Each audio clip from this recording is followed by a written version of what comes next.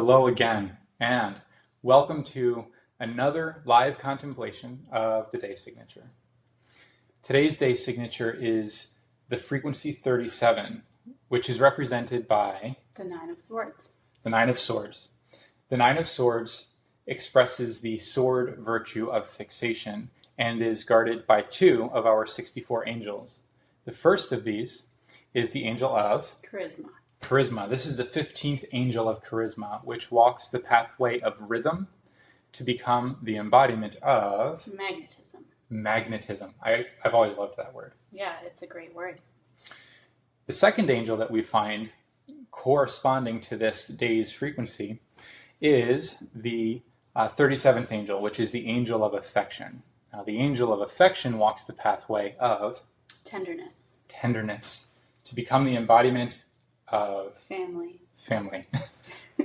This is a beautiful angel, a beautiful essence. We love the feeling of the 37, obviously. In fact, I would even say we hope you can feel that very essence kind of pouring out of us into you. You know, that this feels very much like a casual, real, authentic conversation amongst family. That's part of what this angel really awakens, I believe, within the heart. So we have these primary contributors to today's signature, and we frankly have a lot that we're excited to share. So as quickly as we can move beyond sharing those pieces, I want to start kind of weaving together what we're seeing here. Mm-hmm. Is there anything in addition to that you'd like to point at? I think just that I'm really looking forward to taking a closer look at the Nine of Swords, because that's, for me personally, one of those cards that I would pull in traditional tarot before the Liberated tarot was born, that I would pull and be like, like I didn't want to get the Nine of Swords, because again, the sword suit is one of those like groupings within the tarot that sort of tend to elicit worry, and this one especially, I always associated with mental worry.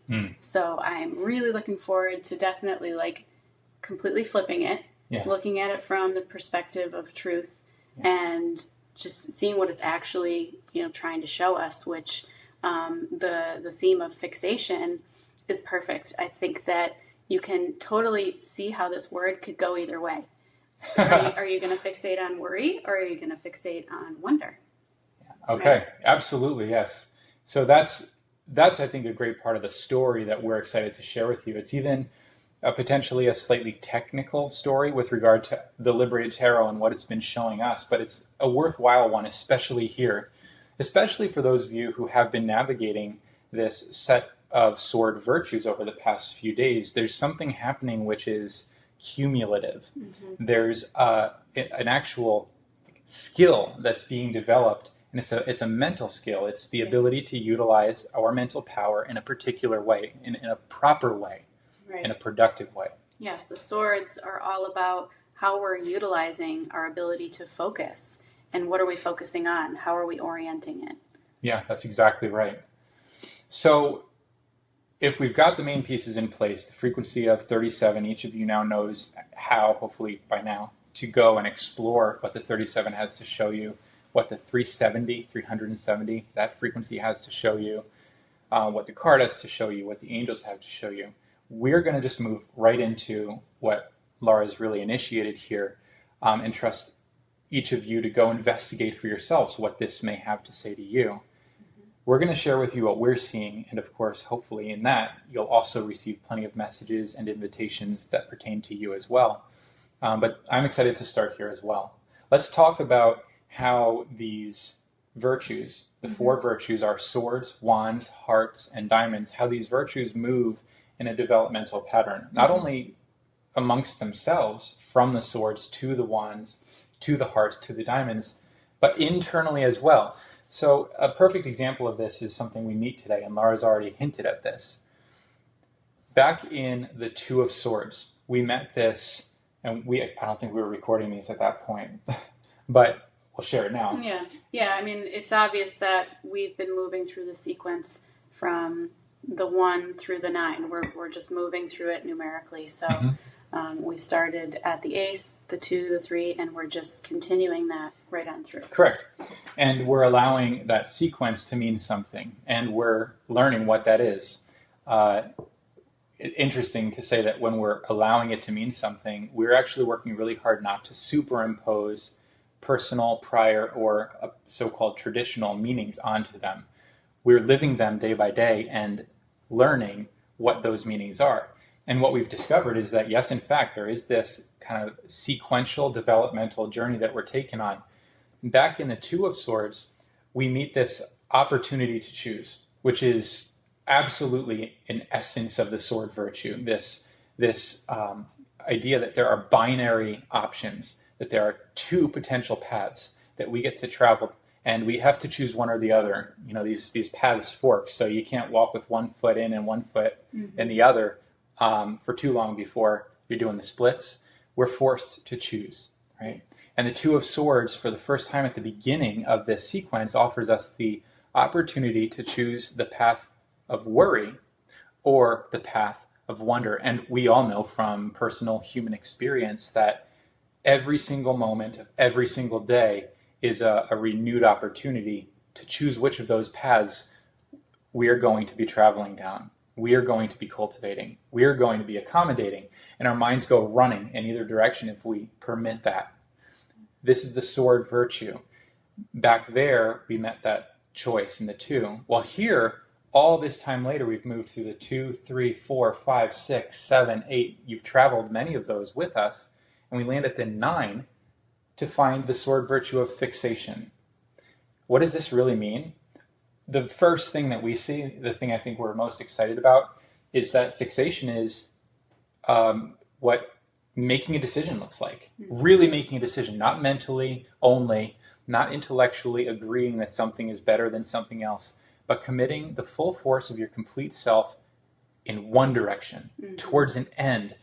So fixation is about fixating either in the direction of worry or the direction of wonder. And traditionally what you're saying is that often this 9 of Swords was read inappropriately from our perspective as a fixation, a mental fixation in the wrong direction, in an unhelpful or unproductive direction, which is rooted in worry. Over and over again, as we're working with the Liberated Tarot, we're finding that what was once understood to be correct, what was commonly accepted, is in the opposite direction of what the tarot is attempting to communicate. And here again, we find that flip-flop. It was like when we were working with the 13th card, which was previously labeled death, and it was like, no, I am life. And death became life, and the devil became the angel. And there was this perfect transformation. It was not subtle. It was perfect opposition. It was the other side of the coin. That happens here too. You're fixating on worry or you're fixating on wonder. And the invitation here, as Laura has already said, is to choose the path of wonder and to fixate your complete self, your whole attention, your whole heart towards that end. Yeah. Ooh, we love that. Yeah, it's definitely one of those high impact, like high yield flips that we get to sort of celebrate how big of a just transformation it is from what it previously was to what it actually is. So I especially am enjoying the process of taking a look at this closer, because there's so much to I guess realize that you have this ability, this power, and there's so much that we can apply it to, because it's really powerful as a skill. And that's really what this 9 of Swords is telling you, is you've traveled all this way practicing all these different, skills of the mind, and now you get to kind of see the reward of it, because the 9 is typically like a number about, coming to completion or fruition, or kind of seeing the fruits of that labor. And this is where you can really see the impact come alive. Yeah. It's like a culminating effect. This is what it's all about. The reason this is what the swords are all about is because of what they lead into. The swords are about proper application of mental power. as we learn to apply that power on purpose in a constructive direction, the next set of virtues emerges in the wands. And the wands are all about power. They're all about expression of powers. They're about movement, action, activity, decision. It's like the things that we're cultivating in the mind explode into life as new ways of behaving, as a new vision of possibilities that accommodates new types of decisions, right? So there is a culminating effect here, and it's interesting to note that it's happening in the 9. Tomorrow we're going to meet the 10 of Swords, and the way we're talking today, you would think that we were at the end of the Swords journey, so to speak, and in a way we are. The 9 is the completion point. We've, much to our own surprise, discovered that the 10 is actually a new beginning. The 10 is like a door opening up to reveal a whole new vista. And as we meet the 10, we're crossing that threshold to arrive at something else. So we complete the journey of decision making, of choosing which of these paths we're going to occupy today. We've lived this up to this point. That's what the 9 is about. And what that opens or allows is a willingness to cross the threshold we meet tomorrow. And the moment we do this, it's like all of those decisions we made mentally begin to spring to life as new life, as new ideas, as new behaviors. And we take action differently. We literally move through life differently because of this new world we've cultivated internally. Actually, the way we're talking about this, it reminds me of a couple of the phrases that we saw in 370. So we often find really power-packed phrases in the amplified expression of each day's signature. Right. I'm just going to see if I can return to what I'm thinking of here. So this is the very first one. Oh yeah, okay. So we're talking about a mental movement being cultivated and refined to such a fine point that it explodes into life. And one of the phrases we meet in the 370 says, "That which is held within must express itself without." What's amazing about this is we're talking about developing a virtue or a set of virtues and cultivating the mind. But it's worth noting that all of this is playing out anyway. All of this is playing out regardless of whether you are consciously involved in the act or not. And the challenge is that historically, without awareness, many of us have kind of practiced or trained up the path of worry. We've traveled this path over and over again. It's a really well-worn rut that society has cultivated in most. And that's what's been expressing in form, because that's what we've been practicing internally. And now we're invited to do something different. We're invited to awaken to the wonder that is life, that surrounds us. And in doing so, now the wonder begins to express. Now the surprise begins to express. All these themes we've been exploring for days. The other thing I love about the 370, it's the very first one that is currently highlighted on our screen. It says this. It's defining a term. The term is crystallized intention. Right. Yeah. And it says crystallized intention, : crystallized intention is heart and mind united fully towards an end. Fixation. Which is fixation, yes. That's fixation. And you realize in this description that we're dealing with something that reaches beyond the mind into the heart and into the life in order to produce something. I couldn't help last night while kind of contemplating this before sleep. I couldn't help but imagine a laser. And unless I'm completely confused, my understanding is that the way a laser works is by moving light through a very particular type of crystal. So you think about a crystallized intention, taking a lot of energy that's kind of amorphous and diffused and focusing it through a crystal, which would be you or me or an idea, and aiming that in a laser-focused manner. We know how powerful that is. We know that if you shine a flashlight on a piece of metal, nothing happens. But if you shine a laser at that piece of metal, you're going to cut it. That's amazing. There's a great force, a great power inherent to this idea of fixation. Right. And it's also very similar to realizing that being at the end of this mental realm and about to move into the next phase, which is wands, you're moving from something that is not physical into something that's potentially physical. So that crystallization is taking all of these thoughts moved in one direction and sort of manifesting it into something real or physical or, a particular outcome. That's absolutely contained within this idea of a crystallized intention. The idea of something crystallizing is about it hardening into form. Hardening in this case is a good thing. We soften to life, but we kind of like congeal all of our best ideas into life. They become real as a result of how completely focused, fixated, convicted we are on these subjects. Life, as we learned a few days ago, will always affirm what we affirm. As we choose to affirm wonder, as we choose to affirm what is good and beautiful and right and true, these things take root in us in a way that does become very real for us. And the moment it becomes real for you inside, it must express itself without. This is the blending of the two phrases that we've just shared. This is why that which is held within must express without. This is what crystallized intention produces. And the way that we do that is by unifying the heart and mind towards an end. Really consider what that means. And I think what this invites is a deep self-honesty, because there are a lot of times where the heart wants one thing, but the mind is arguing.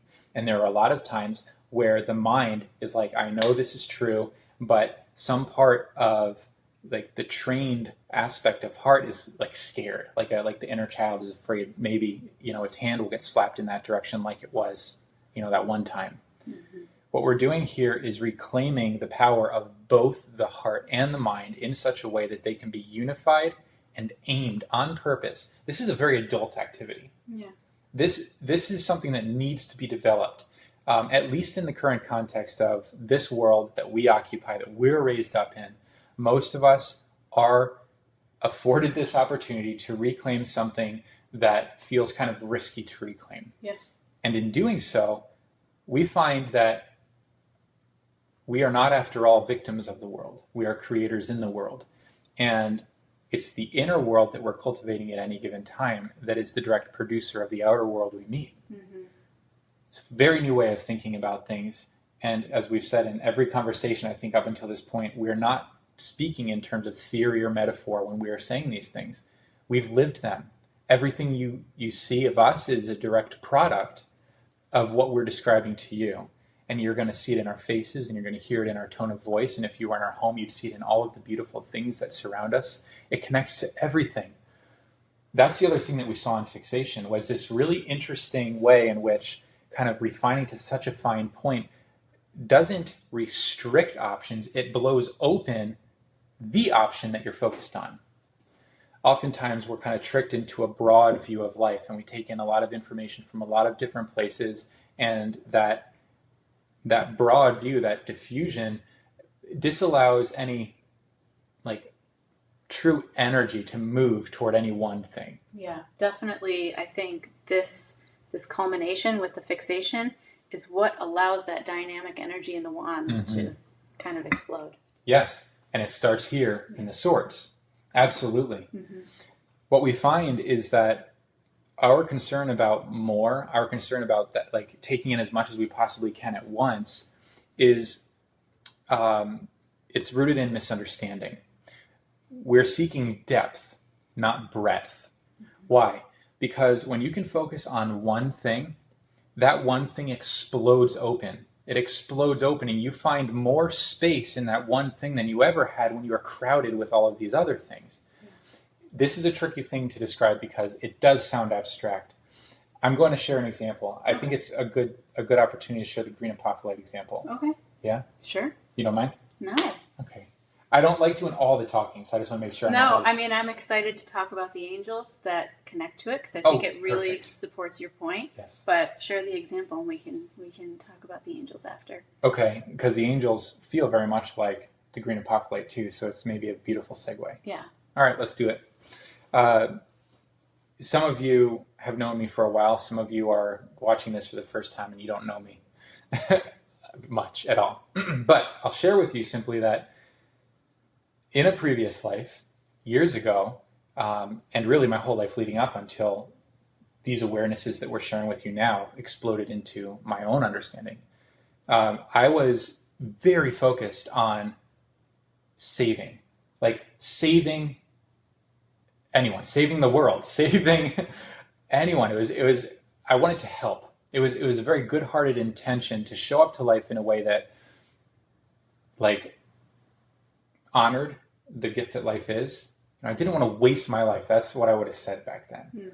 And I wanted to give back in a way that was meaningful, in a way that contributed to life. And so I was constantly on the search for any way that I could like give or fix or help or resolve.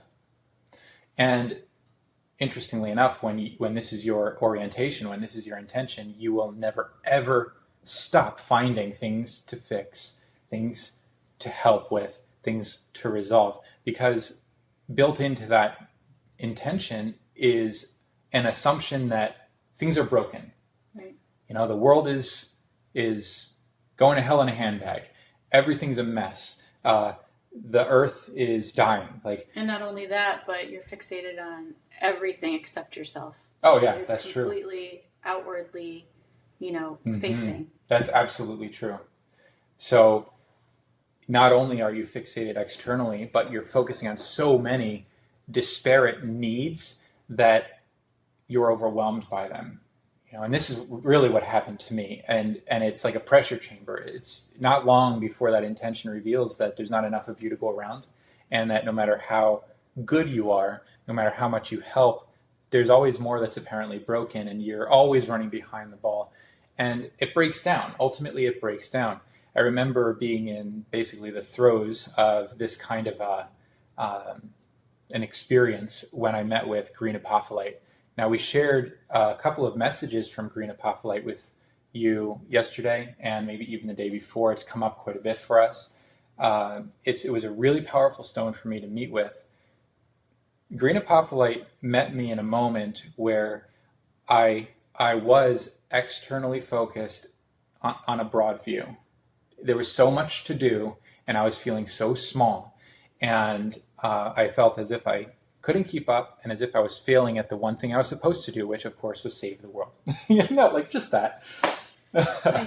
Yeah, sorry. Green Apophyllite shows up, and first it tells me that beauty is its theme. It shows up to speak on the subject of beauty. It said, beauty is the theme. It said, beauty is the form, structure, and truth of all that exists. So it's really beauty, beauty, beauty. It's taking this scattered awareness and it's saying, put all of that energy into this word beauty. And then it blew me away with this. You can read this online because the full transcript is available. It said... The Conversations with Stones. Mm-hmm. We introduced in our first conversation. You can find them on timothybrainerd.com. Yeah. Honestly, we're not going to be doing this thing where we tell you where to find things. Every conversation will never complete a conversation because there are so many things. Mm-hmm. So if we mention something you don't know, or you haven't heard, or you don't understand, just reach out to us and ask, hey, what's the deal with this Green Apophyllite? And we'll link you to it. Mm-hmm. But for the purposes of these conversations, we got to keep going. Green Apophyllite said to me, never mind helping, celebrate beauty instead. And then it said, never mind helping, celebrate beauty instead. And it repeated this multiple times over. And I think the reason it repeated it multiple times over is because the first time it probably said, never mind helping, celebrate beauty instead. And I probably said, okay. And I was like, no, get this. You know what it reminds me of is the scene we recently watched Good Will Hunting, mm-hmm. where Robin Williams' character speaks to Matt Damon's character. And it's pretty far into the movie now, and they've developed a bit of rapport, and Robin Williams looks Matt Damon in the eye and he says, it wasn't your fault. Mm-hmm. And Matt Damon's like, yeah, I know. Because, he's too big and cool to receive that. Yeah. And Robin Williams takes a step in and says, again, it wasn't your fault. And now Matt Damon's becoming a little less comfortable. He's like, I know, we're good. And again, until, of course, Matt Damon breaks open and he cries and they hug. And it's a massive turning point in the movie because now this powerful character, Matt Damon, who had squeezed himself into a tiny little box, explodes open, involves his heart in life for the first time, which he had been afraid to do all along. And you have the miracle of the movie that unfolds as a result. That's what Green Apophyllite was doing to me.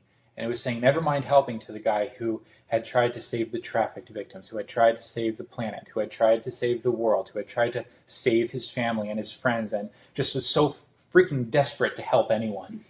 It said, never mind that. Chill for a second. Celebrate beauty instead.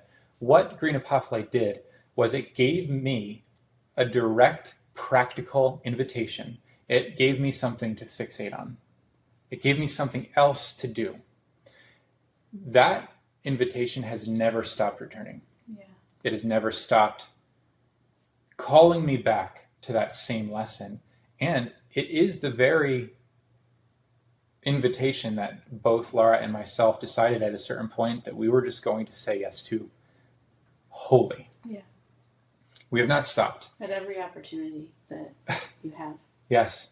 I mean, and this, when you say every opportunity, we're talking about all day, every day, over and over again. Every time your mind jumps into, yeah, but what about you're corralling it and you're choosing, again, to celebrate beauty instead.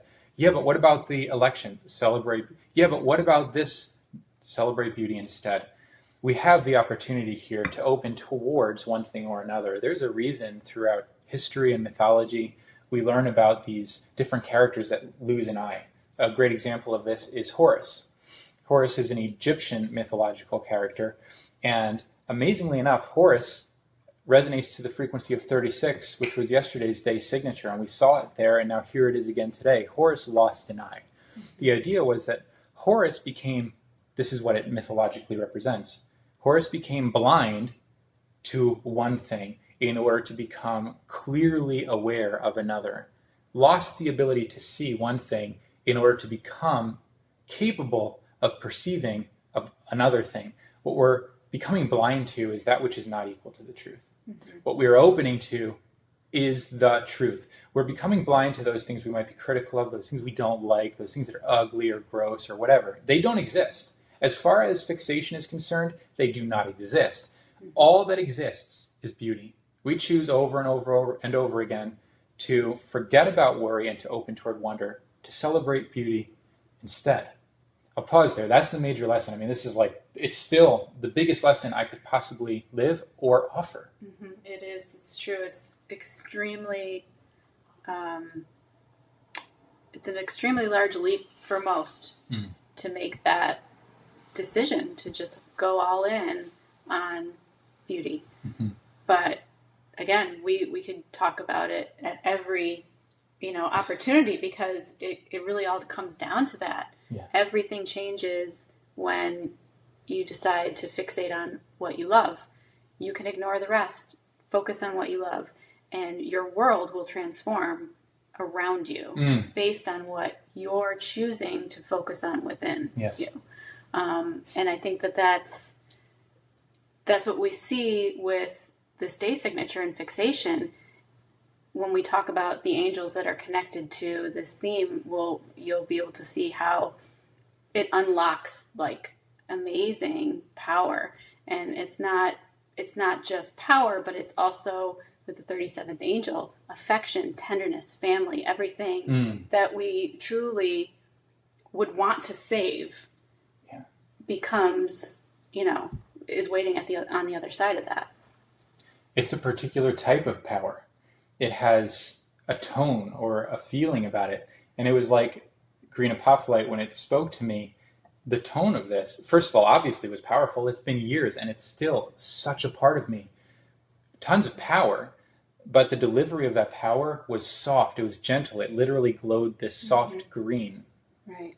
And very, in a very real way, this angel of affection is equal to what I experienced from the green apophyllite. The feeling of that stone equals the feeling of this particular angel. The angel of affection on the pathway of tenderness. It would have been just as easy for someone to come and smack me upside the head and be like, dude, knock it off. Of course you're not making a difference. You're not going to. They wouldn't necessarily have been wrong. But the delivery would not have been something that I would have been able to receive without, feeling like even more of a failure. Green apophyllite told me the truth in a way that I could become porous to, that I could soften and open to and receive and be changed by. Mm-hmm. And that's what I think we're finding here in this theme of fixation, and what you are kind of pointing to. You mentioned it earlier, you mentioned it just now, that fixation unlocks something. And ultimately, it unlocks something in us. Mm-hmm. And that's what these angels are. So what do you see happening if we really choose to fixate on that which is most beautiful, on that which is most exhilarating, on that which feels like an awakening within us. If we choose to fixate on those things, what do you see kind of like exploding out the other side of that? Well, I mean, it's written right in the angels that it is connected to. So you have the 15th angel of charisma. Yeah. Oh, wow. Who walks the pathway of rhythm to become the embodiment of magnetism. So you unleash your own magnetism. You unleash your own dynamic charisma. Similarly, with the 37th angel of affection, that with which you fixate on, you're giving that your affection. That's true. So it's more than just about family, but it definitely is about family. And we can see the movement from yesterday's angel of transformation, who becomes the embodiment of gentleness. Same thing here. These themes sort of blend into one another. This is about tenderness. This is about a softening that paradoxically, like seemingly paradoxically, ends up exploding into so much energy and so much just like it's like entropy versus, I don't know what the opposite word is for that, but energy, apparently explosion something in this case, I is think, alive versus something that's just leading to a dead end. Yeah, that's great. Yeah, charisma, so in this context, what you described, charisma, is a beautiful word. Yeah. It's the expression of yourself. Right. It's the full and uninhibited expression of your deepest, truest, most capable, most vital, most beautiful self. It just explodes open in such a way, I think, that we get to be surprised by ourselves. We were so externally focused and working so hard to do all this work, to just do, that when we really allow this to happen, what explodes out of us in this effortless manner surprises us. We didn't even necessarily know that all of this was waiting beneath the surface, all this insight, all this wisdom, all this genuine enthusiasm, and all of this energy. All of this energy to move and to act and to be and to elevate and to grow. And somehow it's all sustained, because it's sustained by that infinity within, by the energy that backs the movement. There's something powerful that's happening here, and it's what the day signature is inviting. Right. I really like that. I just keep seeing like that laser like shooting down, and then this big kind of atomic impact. It's charisma, and magnetism is beautiful. I mean, this is exactly what happens when your whole self has been committed towards any end. It's like you have, it reminds me of Moses kind of parting the waters. Yeah. Everything gets out of the way because you're moving now, and everything and everyone knows you're moving, and you're moving in this direction, and come hell or high water, boom, you're moving in this direction. This direction at this point, because we're still in the swords, we're still in the mental realm, is completely invisible. It's within you. So I want to just point out that it's not about, okay, I've decided that I'm going to accomplish this goal and I'm going to fixate on it. Correct. It's about understanding that the fixation has to be inside of you.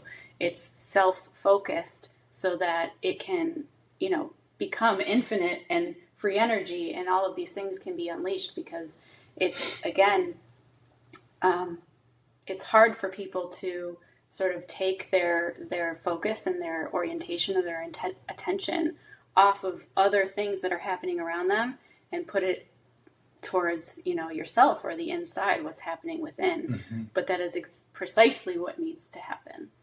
Yeah, okay, so this reminds me of something you said earlier. You mentioned that fixation is giving your affection to something.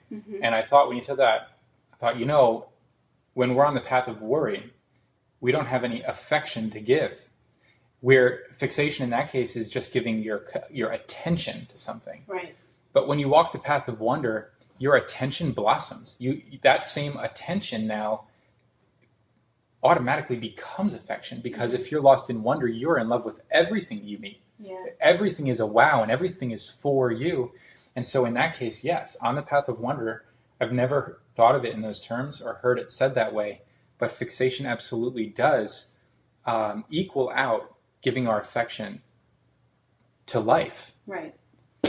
That's awesome. Yeah, that ability becomes unlocked. Mm-hmm. Essentially, that's what I think this theme does. It is unlocks these angels within us to be able to express. Yeah, this is an important one. Definitely. The internal aspect of it, there was something else that was coming up for me as you were speaking. I'm going to track back and see if I could find it. The fact that it's happening internally and it's not yet about external movement. Here it is, I found it. Mm-hmm. Okay, fixation. What some of you may be hearing is kind of like what you described, where it's like we need to become ambitious in a particular direction. That's not what we're describing. This is subtle. This is subtle, by the way, but significant. Green Apophyllite is, again, the most perfect example. It didn't say, Timothy, this is how you need to save the world. It didn't say, hey, you've wanted to have your own business, quit your job. And do that, part the waters, make it happen no matter what. That's not what we're describing. It told me to celebrate beauty. It is extremely important, and this is the very thing that the sword virtues have been training us to do. It's very important to discern what we're offering that full force of ourselves to. Mm-hmm. We need to be able to affirm the highest and best. We need to be able to discern between that which is close but not quite it, that which is good but not great, and that which is great but not perfect. We're always aiming for the biggest thing.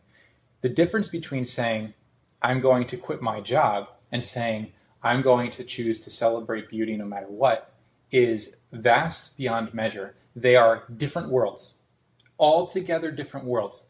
If you choose to celebrate beauty, that will impact not just your profession, but also your relationships and also your way of perceiving yourself. Oh my goodness, huge, huge factor. And also money and everything else that we tend to get bent out of shape over. If you decide, I'm going to make $10,000 a month, that's great and all, but it's small-minded, frankly. Green Apophyllite didn't tell me to do any of those things. It told me to do the one thing that explodes open to include all of those other things. That's what this fixation is inviting us to. Man, Laura, I'm so happy that you inspired that, because if we had gone through this conversation without putting an explicit point on that, I think I, as a listener, would have walked away thinking like, okay, so what am I supposed to fixate on? What am I supposed to do? Right. You have an answer now. The answer is the same answer for you that it is for us, as it is for everyone. If you're going to fixate on something, fixate on life with a capital L. Fixate on wonder, on beauty, on love, on truth, on that which ignites the spirit in you to expand. Mm-hmm. That's what you fixate on. Yes. Moment by moment. And back to the metaphor of Horus and taking out the eye. Mm-hmm. It's like if your eye sees something that it doesn't like, remove it. Just focus on something else. Like, yeah. That's the point. That's what's so difficult for so many people to just force themselves to look away. Mm-hmm. Force yourself to take your attention off the worry and on the wonder. Yes. It's what has to be done. It is what has to be done. In the forgotten sense, I often like to think of two old record players and only one needle between them. And if that needle is on the worry record player and it's spinning and spinning, then that's what you're going to get. It's what you're going to hear. It's what you're going to see. And it is ultimately what you will experience. You will experience cause for concern. Mm-hmm. Guaranteed. Because life is so generous, it always says yes to whatever you're choosing to do, even if you don't know your own power yet, and you don't even know you're choosing it. Right. The moment you become conscious, you're given this opportunity to pick up the needle and put it on the other record player. And now what's spinning? Wow, right. This is amazing. That's beautiful. I love this. This is my favorite. And we find the angel of affection with its heart blossoming open toward all of those things that are deserving of that blossom. Your heart will never blossom open to those things you are afraid of. Your heart will never blossom open to those concerns, those worries, those anxieties, those senses of smallness that you carry around day after day. Releasing that burden permits the possibility of the expression of this angel. And if you're going to experience affection, what we see here is that you will inherently also encounter and express charisma, and that the scale of that expression, the magnitude of its impact, will produce magnetism. You will become magnetic. And all of a sudden, all of those things equal to what you've been obsessing over, fixating on, more beautiful things, more money, more opportunities, more of those favorite conversations you never ever want to end, more, because you are a literal magnet, because you chose simply to celebrate beauty instead. This is a mantra I think we could just close, like we could close the website, we could close everything, and if we could just give everyone this in a way that they could receive it, including ourselves, then everyone, in fact, would have what they need. I would have saved the world, and we'd be good to go. Ironically, you're doing it in the best possible way with what we're talking about, what we're sharing. And what we're sharing is what we're seeing here, because this is only happening as an outpouring, as an authentic, delicious, unavoidable outpouring of the life that we've filled ourselves up with. Understand that these conversations were difficult for us to kind of agree to at first, but they absolutely emerge as an expression of the overflow. We're not doing this because we're trying to make money. That would be pretty absurd, because we're not seeing that connection happen in the way that you might for a business. We're not doing this because we think we need to, or because we think you need it. We're doing it because we're already having these conversations, and why not include more? Why not expand the boundary of benefit? Right. And in having these conversations, we're learning more about what we love. We're literally diving into it by talking about it, and we just happen to be recording it so that we can share it. But it is a process that benefits us, first of all. So you're right. It wraps. Any benefit you may receive from this is wrapping back to benefit us. It's true. These conversations have expanded our understanding of the tarot, our understanding of the frequencies, and most of all, our understanding of ourselves and of life. We also hope that each of you listening is kind of gaining that same benefit. Obviously, we want that for you too. But at the end of the day, we're not responsible for you. We're responsible for us. I'm responsible for Timothy. Lara is responsible for Alara. And we're responsible for the life we're choosing to cultivate together. So, wow. And that's family, by the way. That's the life we're choosing to cultivate, is family. And by sharing this with you, we're including you in that family. Right. So, welcome to the family. Thank you for being here. This is so special. Is there anything lingering? I don't believe so. Not that I can think of. Amazing. I'm really happy with what we talked about. Me too. I feel really clear about what this is saying. I feel excited to do this. I feel excited to leave this conversation and just let the celebration of beauty be the path. What a wonderful path.